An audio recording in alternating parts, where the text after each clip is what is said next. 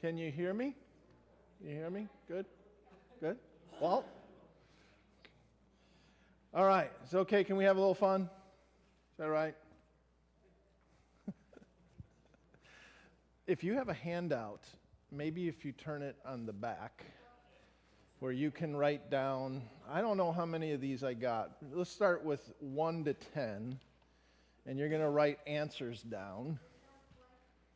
Nothing on the back. Whatever you can, find some paper, a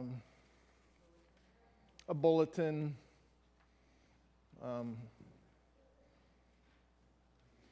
Actually, Miss Carey, would you mind getting some printer paper? Because I don't think you'll have enough room. So we're gonna get you a piece of printer paper that you can answer on. And while she does that, I'll give you an idea of what we're doing, okay? This is called mangled maxims. Mangled maxims. You know what a maxim is? Huh? It's like a proverb. Okay, did you say a tenant? Yeah. Yeah. All right, so here's the instructions. Decipher the common phrase hidden in each of these mangled maxims. So I'll give you an example. And so Bob will, if you need a full sheet of paper, it's probably the best way to do it. Bob will get one to you. So here's an illustration, a sample.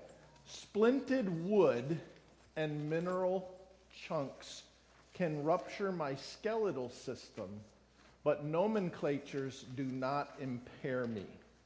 What is that? Sticks and stones may break my bones, but names will never hurt. You got it, which is the most untrue statement ever, isn't it? My mother used to tell me that. Sticks and stones will break your bones, but names will never hurt you. And I'm like, I'd rather someone break my bone.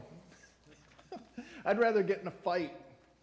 2 guys punch it out, and then we're okay after that. But just call me a name, and it just sticks with you for a long time, and it hurts, right? Okay, so you got the idea. Sticks and stones may break my bones, but worse. All right, so that's what you're going to do. You may not have time to write out the full statement, so maybe just write out the first part of it, just so you know that you know it. The answers will come right after. So you'll give yourself a yes, I got it right, or no, I got it wrong. So you'll get one. I'll pause enough time, I think, for you to get a chance to write it down or start to write it down. But we won't take too long with this, okay? So here's your first one. You're on your own now. Cover your answers so your neighbor won't see your answers. All right, here we go. Do not traverse the gantry. Is that a gantry? Gantry? Did it? Looks like a C. Yeah. Unfortunately, see, that's a word I'm not sure what it is. But until you approach it, do not traverse. Let me look that up, that word. I can't really tell you what it means. I just want to make sure I know what it means.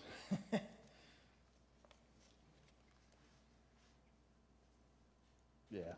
It is gantry with a G. Okay? That's the best I can do for you is tell you that's a G, that's gantry. All right? All right, how many of you think you know what this statement is? All right, just a few of you. Jim, what do you think it is? I think it's, I'll cross that bridge when I come to it. Okay, don't cross that bridge, or I'll cross that bridge when I come to it, or don't cross it until you get there. If you're on that idea, you got it right, okay? So you're going to count that as a right. We're going to find out at the end who gets the most of these right. How many did get it right? All right, same people that, I mean, if you think you know the answer, you probably do, right? All right, here we go. Here's the next one. John, do you remember these? No? All right, number 2. Hemoglobin is more viscous, I can't even read the words. Viscous inconsistency than H2O. Joy, you better get this one right, okay? I said that because I know you got it right. Lynn, you better get this one right too. All right? How many think you know the answer? All right, I think everyone's got their hand up. Walt, what is that? Blood is thicker than water? Yeah, blood is thicker than water. Very good. All right, number 3. If primary failure is imminent, new attempts should be made repetitiously. That's the mixed one. What's the real one?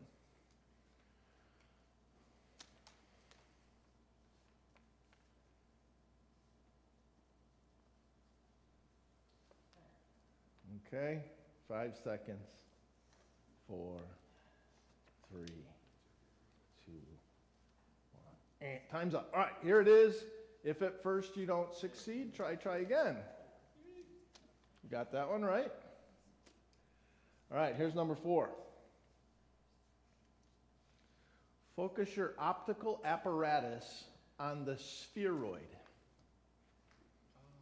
Focus your optical apparatus on the spheroid.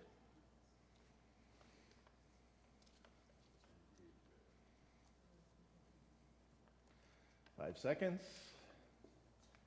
4, 3, 2, 1. Who wants to tell us what it is? Keep your eye on the ball. Boy, you guys don't know how to raise your hand and be called on, do you? Miss Carrie, give them demerits. Because Tim was the first hand up. I was going to let Tim answer. Tim, what is it? Keep your eye on the ball. Yeah, keep your eye on the ball, right? All right, here's number 5. That which is acquired without difficulty is dispersed with equal facility. Five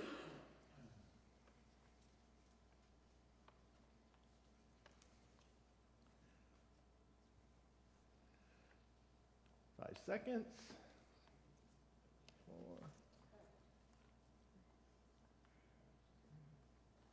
4. Time's up. Who wants to answer it? Steve? I think it's easy come, easy go. Easy come, easy go. You got it. Number 6. Individuals continuing daily functions surrounded by fused sand structures should be forbidden to hurl missiles. I'm having a hard time reading because of the cracked font in part.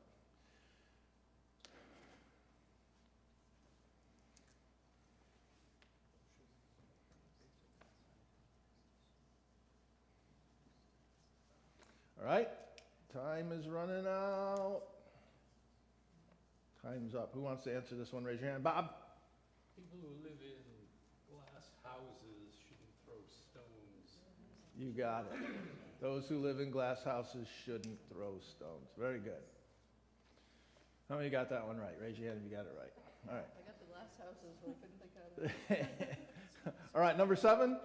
Refrain from enumerating your poultry prior to their emergence from calcified enclosures. I think most of you will get this one right. So I'm not going to allow as much time on this one. I think it's easier. Of course, anything's easy if you know the answer, right?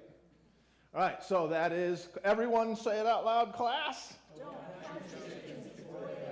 You got it, you got it. That's 7. Number 8. View with your optical organs prior to jumping with great steps.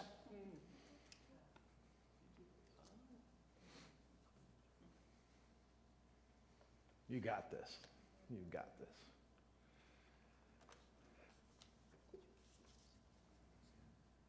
Five, four, three, two, one. Who wants to raise their hand and answer it? Les. Look before you leap. Look before you leap. Yes. All right, number 9. Oh, that's it. All right, that's it. So, here's the question. I want you to count up the number right. And how many were there? 9 or 8? 8. There were 8. How many got all 8 correct? Raise it. Wow. Suzanne and Jim. I'm going to give you a prize. A free trip to Williston, Vermont. That's your prize. All right. How many got 7 correct? Good. 2 more added. And 3. How many got 6 correct? All right. That's as low as I'll go. All right. Hopefully a little fun there. We're now going to sing a song, and we'll look at what we're going to study this evening. Miss Carrie, what song do we have? Number 7. Is that Come Thou Fount? Number 7. So if you want to grab a hymn book, number 7, and let's stand and sing.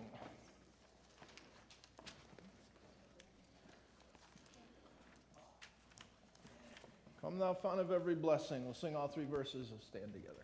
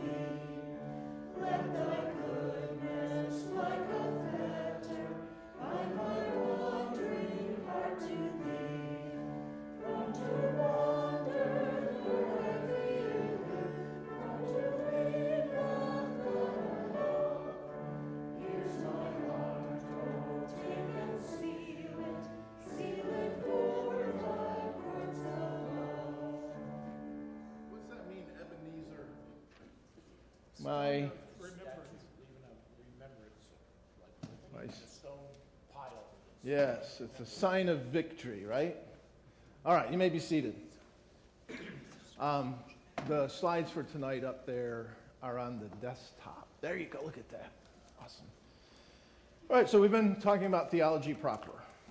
We're looking at God himself, and a couple weeks ago we talked about the greatness of God, so we looked at God's attributes of greatness, and this evening we'll talk about his attributes of goodness, the goodness of God.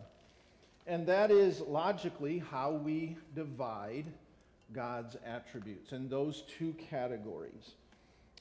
His attributes of greatness and his attributes of goodness. And the key to remembering those, or the difference between those 2, is the word share. I think that's one of your blanks, right?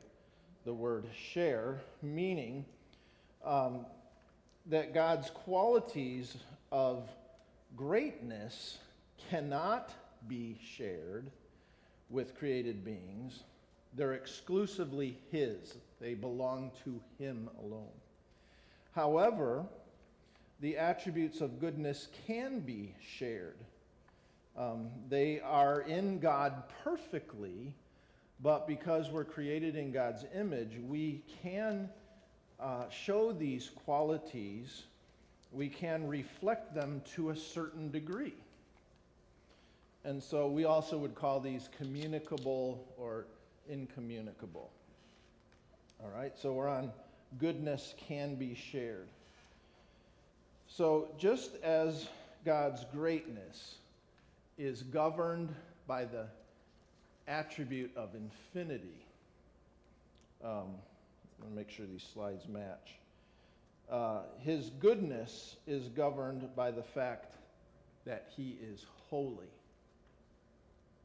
Okay, I guess I should have clicked faster. I got way behind myself, so I'll pause for a minute there.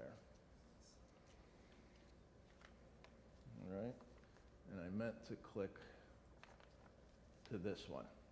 Just as God's greatness is governed by the fact that He is infinite, He has no limits, so His goodness is governed by the fact that He is holy. We talked quite a bit about holiness the last couple of weeks, and we conferenced on it this morning from that passage in Isaiah. God is holy, holy, holy. What's another way to say this? In other words, these aspects of God's goodness are limited or governed by God's holiness. That is, each of these characteristics that we will talk about tonight are holy. And so what do we mean by holy? And we'll come back to that idea as well. God's holiness has two aspects. So when I teach this to teens, I say it's like two sides of a coin. And so we'll see that by the 1 and 2 in your notes. First of all, when we say God is holy, we understand that He is separate. He is separate. It's set apartness. And He is separate from all that He has made, all that He has created. So that next blank would be literally describe something that has been set apart. To say that God is holy means that He is not part of the universe, nor is the universe part of Him. He is unique. He is absolutely unique. There is none like Him, right? Okay? And this explains how you'll read a lot of times in the Old Testament about holy objects. What does that mean? That means they're set apart for a specific purpose. Can you think of anything in the Bible like that? The Ark of the Covenant. Yeah. And the furniture in the tabernacle, the furniture in the temple, they are called holy because they're set apart for certain purposes, and can be considered holy in that way. Also, God created the universe, and He is in the universe, but He is separate from the universe. So that first side of the coin of what does holiness mean, it means to be set apart. Can we be holy from that definition? Yes. And we're supposed to be, right? The Scriptures called us to be. God called Israel to be a holy nation. God calls us, 1 Peter, right? 2 Peter. We're to be holy, simply meaning we're to be set apart for God's usefulness. Okay? So the second part of that coin, though, if you flip that coin over, He is morally pure. He is absolutely pure. So God's uniqueness is seen not only in His nature, what He is like, but also in His activities, what He does. He does not act like mankind. Main thing, of course, being that He does not do what that we do. He does not sin. Therefore, the word holy can be applied to the apartness or the difference between the moral character of God and the moral character of man. So unlike us, God never does anything wrong. He is always right. Everything he does is always right. So again, when you see the word holy or when you think holy, you're thinking of two things: that which is separate, that which is set apart, that which is unique, that which is different. All of that is true about God, and that which is morally pure.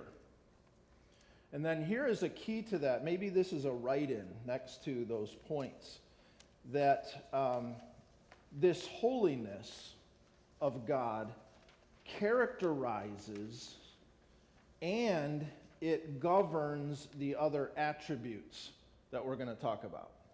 God's holiness governs the other attributes.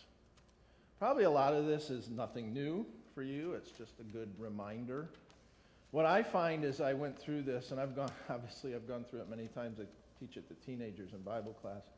But it's just not only a good reminder for me, but what it helps me to do is to better explain the gospel. As people need to understand who God is, what he's like, then who Jesus is, the Son of God, what he's like, and that he's holy, he's just, he's righteous. And why do we need Jesus? Because God cannot have sin in his presence, and we're sinful, aren't we?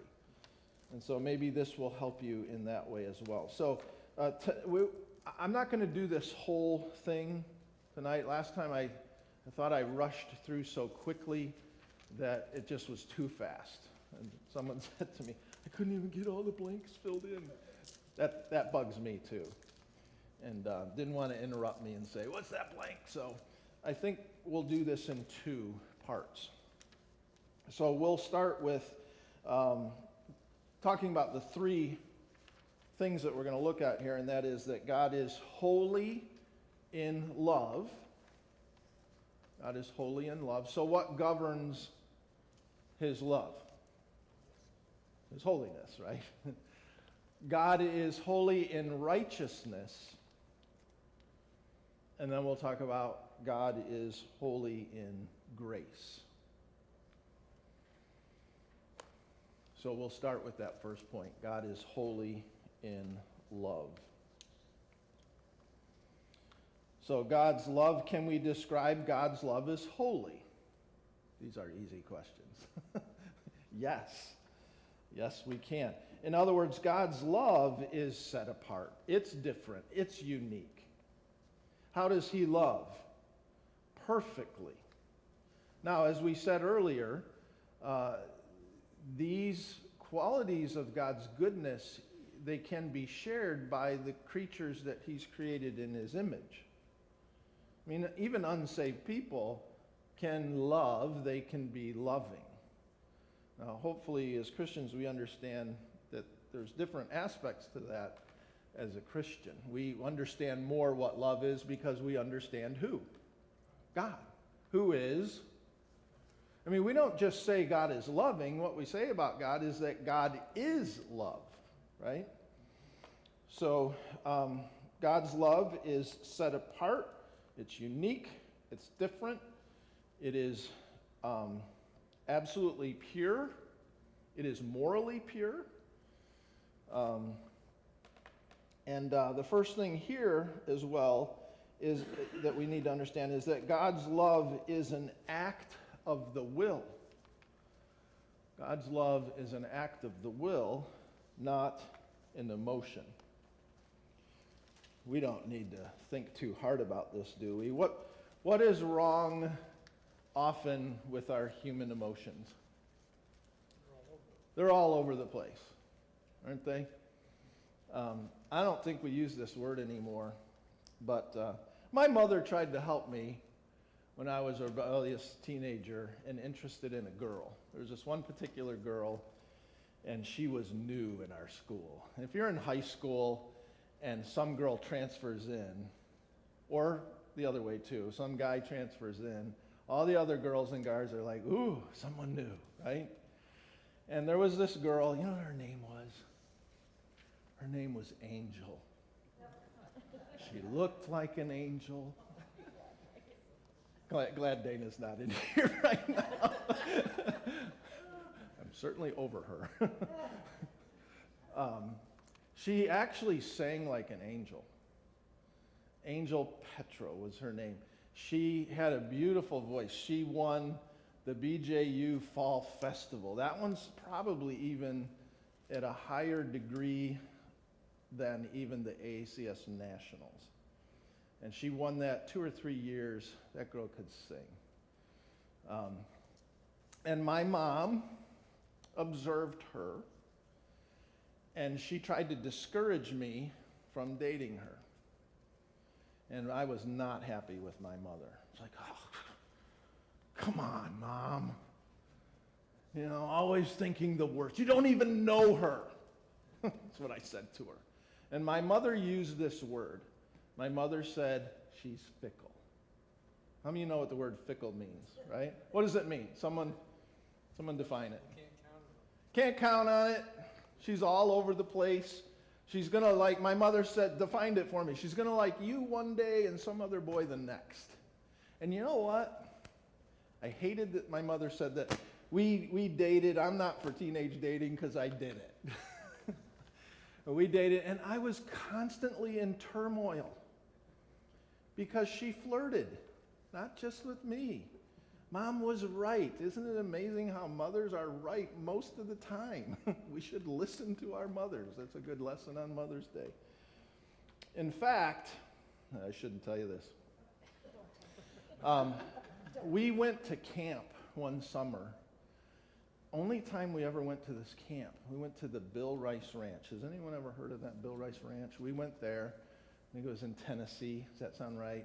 And it was a week of teen camp, and there were about 7 or 8 other youth groups there. And the Bill Rice Ranch liked to have competition between the different youth groups. And it was all sports. And so there was basketball, and there was volleyball, and just everything you could think of. And we were a very athletic school. In fact, if you went to our Christian school and you weren't an athlete, you were like a lower class person. And I tried to play basketball my sophomore year of high school. John, you've heard this illustration many times, right? So I went out for the basketball team, and I was what our school would call a scrub. You know what a scrub is? A bench warmer. And, I practiced hard. I wanted to be good. But, boy, we had some really tremendous basketball players. In fact, our little Christian school, our high school probably had about 350 students, 9th through 12th grade. We played Oak Forest High School. There were 4,000 kids in Oak Forest High School. We walked into their gym, and we were being made fun of as the Bible bangers in the Christian school less than a mile away. And literally, they were laughing at us as we came in. They were laughing at our girls. This was back in the day where the standards of dress were super, super high, and those girls looked like they were from an Amish community. And but you know what? After one quarter, the gym got quiet. We were dunking on these guys. We beat them 103 to 80 something. And the gym it was like, where did these guys come from? So needless to say, I was not a starter. And after my sophomore year of basketball, I was JV, that was the varsity team. And my coach called me in right before school lit out. He said, McIlwaine, you thinking about playing basketball next year? Oh yeah, coach. And then he said this to me. He said, you better work really hard over the summer. You know what that meant to me? You're not going to be on the basketball team. He was trying to get me to realize I'm not going to be on the basketball team. And then he said this, boy, that would have been good enough. I would have left and I would have been happy with that. But then he said, McIlwaine, every time you shoot the ball, I think you're going to break the backboard. How'd you like to hear that? And then he said this. He says, have you ever thought about wrestling? And I wasn't even supposed to really play basketball because when I was about 12 years old, I was outside playing with some neighbor kids and my sister. My sister was kind of a tomboy. She tackled me. She's 4 years older than me. She tackled me. I went to the ground and pain in my arm. And I complained about it enough that my parents took me to the emergency room and just happened to, when they x-rayed the arm that hurt, they just happened to x-ray the other arm as well. A comparative thing, I guess, is the way they did that. And this wasn't that bad, but they found a cyst. Actually, it was this one. They found a cyst growing on the bone underneath my bicep. And that cyst was eating away at that bone. In fact, the doctor said to me, he said, I'm not sure how you didn't break that arm just pushing yourself up off the floor. So I had surgery. They grafted bone out of my hip and put it in my arm. And so I was not supposed to play contact sports, and I hated that. So that was still the thing. I would go to that doctor. I think it ended up being once a year. And no, because that's what that was my question going in, can I play sports? No, you can't play sports. So my junior year, I went out for wrestling and mother and father didn't know about it. Did I tell you I was rebellious? They thought I was going to basketball practice. And I wasn't going to basketball practice, I was going to wrestling practice. Got all the way to the first meet, a home meet. My mother's friend is sitting in the stands, mom's at home. And I go out there to wrestle, and this woman knew I'm certainly not supposed to be wrestling.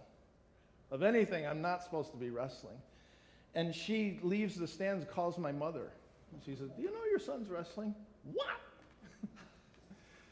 So that wasn't a good night when I came home that night, because I had been doing this for weeks and weeks without parents' knowledge.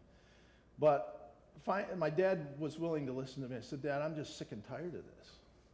I can't play sports. I want to play sports. Remember, this is a school. Unless you play sports, you're a dweeb, you're a nerd, you're not worth anything. And so I said, Dad, can we just go back to the doctor, get an x-ray and see an update? And Dad said yes. We scheduled it. Got in pretty quickly. Can't do that today. That'd be 6 months later, right, for that. And the doctor said, you know what? He said, this is really filled in. This is really filled in well. And he said, yeah, I can clear you for wrestling. So thankfully that coach said that to me, because that ended up being a sport I was successful at. So let's go back to Bill Rice Ranch. John knows when I give illustrations, they get really long. Go back to Bill Rice Ranch, and my girl Angel is flirting with guys from other youth groups. And they like the attention. So they're hanging around her. And there's this one guy, and he's really moving in on my girlfriend. I mean, he's really moving, and she's enjoying this. We're in line for lunch, and this poor guy got popped in the nose. Boom. Went down to the ground, blood everywhere. His buddies are like, what was that? I just, all this tension. I had a temper like you wouldn't believe. I mean, this was an angry guy. And it just came out. And I punched this guy in the nose. And from there,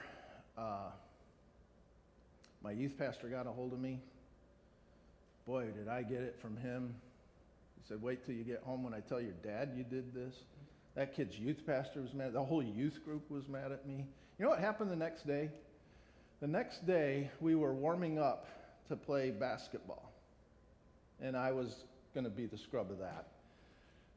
And I went to do a layup, and one of my buddies, who was a really good basketball player, he went up with me to get the rebound or to block when I shot or whatever. And his elbow cracked me right in the mouth. My front teeth went right through my bottom lip. You can still see the scar there today. It's a triangular scar. They went right through there. So I had to go to this clinic, and the doctor said, yeah, I think that went all the way through. So he took one of those long, like, looks like a Q-tip on a stick, right? And he pushed that all the way through there. He said, yeah, that's all the way through. He said, so you're going to get stitches inside and out.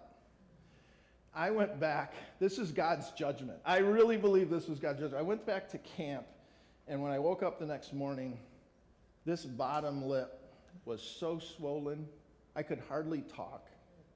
I couldn't eat anything solid because my two front teeth, we were afraid they were going to die, you know. We pulled them back in place. They didn't snap, thankfully. So God said, you want to act like that? And I remember that. So fickle, and my struggle with her fickleness and her flirting with other guys, and Mom was right, and I should have listened to her, and the frustration that caused. So, long illustration, feelings are fickle. I mean, my emotions were all over. That's why I don't recommend teens, exclusively date. They're not ready to handle it. How do I know that? That's how I tell them this. I said, look, how do I know this? Because I went through this, okay? My emotions were all over the place. That's how emotions can be. When love is based on feelings, it's up and down, right? It's changeable. Love does affect the emotions, but one should not equate the two, right? So, write it down in the blank. Biblical love is not a feeling, but it's a choice. Thus, God could promise to love his people and command them to love as well. Hosea 14:4, is that in your notes? I will heal their waywardness and love them freely. So obviously we're not talking about a romantic love. We're certainly not talking about an erotic love. And this love is different than any of our world's or our culture's conception of it. The world's definition is really messed up today. I mean, it's really messed up. How many remember the phrase, we heard it over and over again, love is love? Is that true? Love is love. Why did they say that? Because I can love anybody, anything, any way. It's love, and since it's love, it's good, right? So why can't two men love each other? Leave them alone. They're not hurting anyone. They love each other. There's nothing wrong with that, right? Is that love? No. It's not biblical love. It's not the love of God. So our world has a messed up definition of that. What is love? God is love. And rather than a feeling, godly love is a concern for the well-being of the loved one. That's why Jesus could tell his disciples and could tell us that we are to love our enemies. Is that hard to do? That's hard to do. Is it natural? It's not natural. But we can, because it can be a choice to think about the well-being of another. Another illustration. My sister, she ran away from home, 16 years old. She got married at 16. This is 1979, 1980. I'm 4 years younger than her. My sister gets married. She marries the pastor's nephew, who was a total fake and fraud. He was in the Christian school. He was the president of the student body. And after graduation, he was one of those, now let me show you who the real Jim is. And so my sister married this guy. And it was It was not based on the right things. It was certainly not mature. Can you imagine? I remember when I was 16, the last concept I've ever had, getting married and taking on the responsibilities of all of that. And here's where I'm going with that. This guy, Jim, he pushed my sister down a flight of stairs, and she miscarried a baby. He was often drunk. He was often using some sort of drugs. When my nephew reached the age of like 3 and 4, he would go over to his dad's house. That was a required thing. He would try to wake his dad was living at his parents' home at this point. He would try to wake up his father, and his father would be in some sort of almost drug-induced coma. And he hated to go over there. And his dad didn't spend time with him when he went over there anyway. And mistreated my sister. You know what? I hated that guy. She was 16, I was 13. I hated that guy. You know what? I wished he was dead. And dealt with that for a long, long time. I was trying to arrange for my friends in my neighborhood, I was trying to arrange for their big brothers to beat him up. I hated him so much. And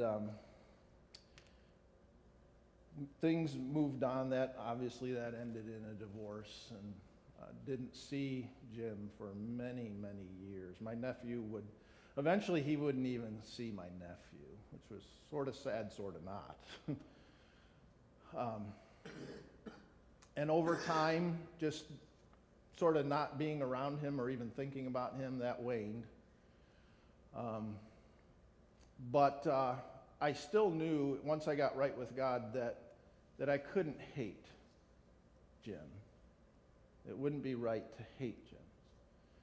And my father passed away, and getting ready for my father's funeral, and this man walks in, and I see my sister talking to him, a couple others talking to him. I'm like, who is that guy? And the reason I didn't recognize, it was Jim, and the reason I didn't recognize him is because his lifestyle probably added the appearance of at least 10 years to him. He looked like an old man. He had scars on his face from drug use. Drugs had taken a toll on him. And he came up to me and said, "Hey, Rob, I'm Jim. Jim Schroeder." And because God had done a work, I came across a passage in Psalms that says, "Fret not yourself because of evildoers." And what that passage is saying is, God's the judge, you're not. Don't take vengeance on those. God does right. And I was able to give that over to God. And you know what? Once I sat down and I thought about, that was Jim, I felt sorry for him. I felt sorry for him, and I wonder if Jim has gotten saved. It took that transformation for me to get to that point. We can choose to love even the unlovely. We can choose even to love our enemies because of God's love. Let me wrap this up with God is holy in love. Number 2, God's love is governed by his other attributes. It's important for us to understand this. God's love is governed by his other attributes. People often think that in order to be loving, one must overlook sin and overlook error. Is that true? It's not. But does our culture think that way? Yes. True biblical love cannot, here's your blank, cannot contradict the other attributes of God. It always functions within the confines of truth and justice. Those are both important. True biblical love cannot contradict the other attributes of God. It always functions within the confines of truth and justice. We have some passages here from Psalm 33 and Ephesians 4. Talks about speaking the truth in love. We will in all things grow up into him who is the head, that is Christ. God's love does not override his holiness. Maybe that's a write-in. That's what I call it with the teens when they have these outlines. Write this in. God's love does not override his holiness. How else can we say that? God won't accept in his love what his holiness rejects. True? That's true. God won't accept in his love what his holiness rejects. Christianity has become very big on acceptance these days. You need to accept people as they are, not offend them. But love is not synonymous with acceptance. You can love a person and still reject their sin, right? And that's the point I want to make, is that you can love a person and still reject their behavior. You don't have to accept everything about them, and you can still love them. In fact, that's what we're commanded to do, aren't we? So we'll end with that tonight. We'll pick up from here next week. God's love is sacrificial. So when we study the attributes of God, the attributes of goodness, which he shares with those who he has created in image, and certainly that is developed in our life once we have the Holy Spirit within us, that we should learn to live and love as best we can like God does. Can we love sacrificially? We can, and we should. Can we love it to the degree that he does? So when we look at the attributes of goodness, we ought to be thinking, and that's how I should love. That's how I should be gracious as he is. That's how I should be kind as he is kind. And for some of us, it takes a long time for us to have some of these things really develop in our life. But praise God that God took a rebel like Rob McIlwaine and who hated certain things, hated people that were doing right. That's a problem when you're a rebel. You don't like people that do right in front of you. It bothers you, it bugs you. And a guy who had a temper. My mother told me when I left for BJ, maybe you've heard me tell this one. She said, "I'll see you in 2 weeks." Remember I told you that one? And I'm like, "What are you and Dad coming 2 weeks after dropping me off at college?" She said, "No." She said, "You're going to lose your temper with a roommate. You're going to punch someone in the face, and they're going to ship you, and they're going to send you home." That was one of the best things my mother ever said to me, because I was right with God at that point. And I'm like, wow, she's right. And so a guy that was very, very impatient. If you ask my wife, because she's the one that's been with me the longest, she could say, "You're still not as patient as you could be and should be, but God has really transformed you on that." And that can be true of all of us who have the Spirit of God within us. All right, any questions or comments? What happened to Angel? Pardon? What happened to Angel? Yeah. I went to college. She was a year younger than me. So I went to college and we were still dating. And she couldn't handle the fact that her boyfriend was away from her. She needed to have a boyfriend. See, Mom was right. She needed to have a boyfriend. So within like 2 months of being at college, I knew that that was over. And it broke my heart. You know, remember how you were young and in love? And it broke my heart. And I didn't want to date after that. And there's hundreds of girls in the campus of Bob Jones. I didn't even want to date. And so broken heart. Came back in the summer. and went back to school. And a friend that was a girl, absolutely nothing but a good friend, a best friend. And she and I would go to lunch every once in a while on a certain day, and she starts telling me about this girl named Dana, who's in her society. And she said, I gotta introduce you to her. So I know you, I'm getting to know Dana. She was a matchmaker. And so it's just, Bob Jones had this sort of weird dating culture, totally abnormal to how things are done in the real world almost. And so she saw Dana in line at the dining common. You know all about this, right? I mean, this big herd of people going this way, and you wrap around, and then you go that way, and you pick up a tray, and we were going this way. Dana's coming this way. This crowd is like eight wide, you know, and my friend Jennifer says, "There's Dana." She grabbed me by the shirt sleeve, because no contact with Bob Jones. She grabbed me by the shirt sleeve. She said, "You got to meet Dana. She's right there." And she's, Dana. And she says, "This is Rob, the guy I've been telling you about. Rob, this is Dana." It was the most uncomfortable thing. So we're just like, "Oh, hi." and we're supposed to be moving with this crowd. And, "Hi." And then Jennifer said, "Well, there you go, big boy. I introduced you. Now it's up to you."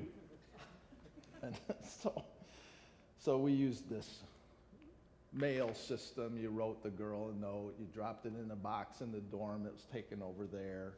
And she said yes to a date. Started with lunch. But here's the wonderful thing. I'm glad you asked this question.